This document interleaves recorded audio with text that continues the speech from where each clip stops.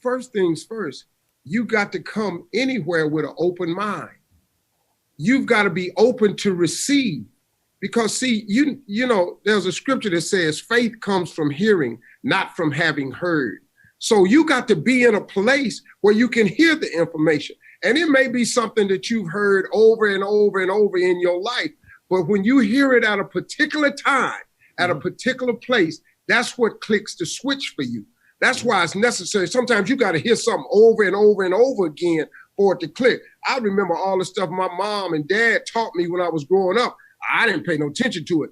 But all of a sudden, I heard that same message when I got older, and it clicked. It's like, bam, that's it. Because I heard it at the right time, and I had an open mind. So when I had the open mind, I heard it differently, and it changed my whole being. And the repetition thing, like, you know, did you feel like because you didn't respond to whatever you heard the first time that you're a dummy or like you're a failure or it didn't work? Or do you think those earlier times were actually just preparation for the time it did work? Yeah, man. I mean, look, man, you're not a dummy if you don't get it the first time. Yeah. You're not a dummy if you don't get it the third time.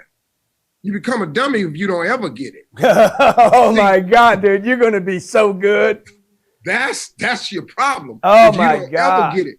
Because it comes at a certain time. Yeah, yeah. Everything happens in its time. You know, you can see a girl walking by in high school and you never notice her. You saw her in junior high. You never saw her. But all of a sudden, you're in the workforce and this girl has transformed, and it's the same girl. Yeah, yeah, yeah.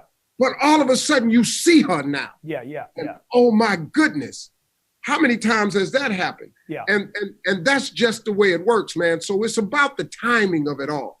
You know, the stuff my mother and father was trying to beat into my hard head when I was young, I wasn't ready to receive it. Even if I'd have got the information, what was I going to apply it to? Yeah, you I didn't have a business. I didn't have a family. I was stupid. I mean, come on, man. You're going to take all this brilliant information and give it to a 15-year-old little stupid kid? No. But when I got 45 and I had all of the stuff I needed, the message was crystal clear. People look at me and they see one thing. They have no idea the process, though. Yeah, yeah. I've been processed, man. That's the thing. I got processed.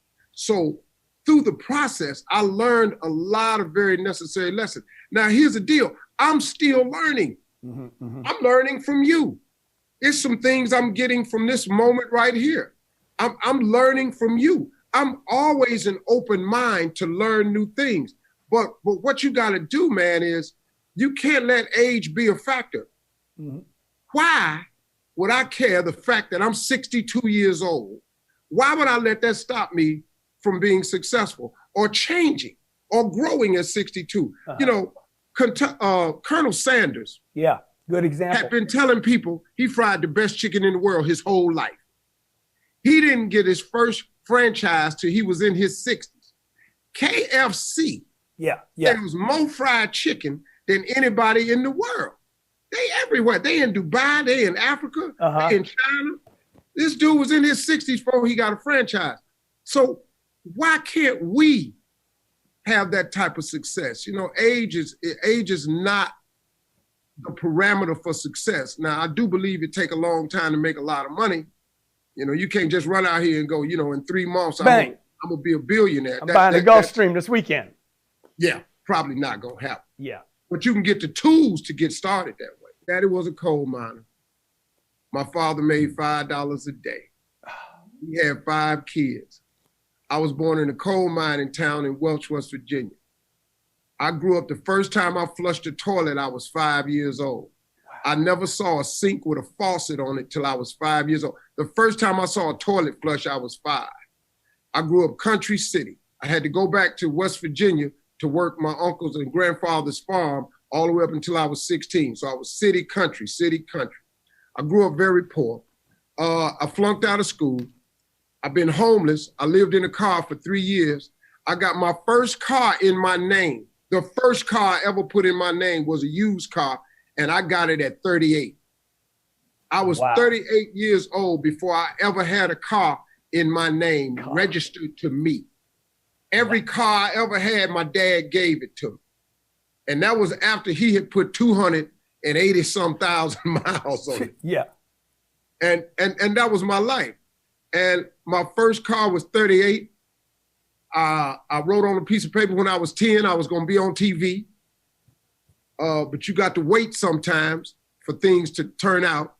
I didn't get on TV till I was 38. Wow. So with my first TV check, I bought me a car.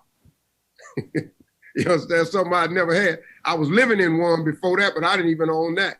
And so, you know, I've been through all the ups and downs. I've been at every economic level there is. Grew up poor, but I've been at, and I mean, when you homeless, man, you ain't got little or nothing. So I've been at all the economic levels. I'm doing really well for myself right now, but I'm even still learning that part of it. You know, it's things that because I didn't have a teacher. You know, I didn't have nobody that tell me, man, when you make this much money, you ought to do this with it. I've been trying to figure this thing out, man. And, you know, people out here in Hollywood, this is not the friendliest group out here. You know, they don't come to your rescue out here in Hollywood. That's not what they do.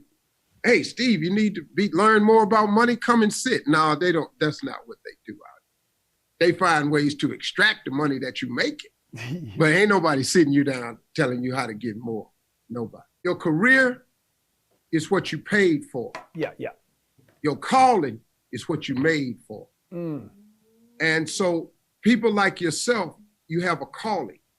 See, you make money. There's nothing wrong with that. But your calling is you have to teach other people how to do it. See, we have a responsibility. You can't get a big house up on the hill and then don't tell nobody else how to get up on the hill. You can't do that, man. That's not how you get blessed. That's not how this game really, really works. Right. So part of your calling, part of my calling is kind of spread the good news of how it's done. And my whole mission is I'm an expert at one thing. I'm not an expert at making money. I'm not an expert at investing money. I'm not an expert on how to get money. But I am an expert on mindset. I know how to get my mindset to accomplish just about anything. And so when I come down there to Miami, man, my whole mission is to talk about mindset. You got to get your mind set in order to accomplish anything. But you got to live your life in expectation of that.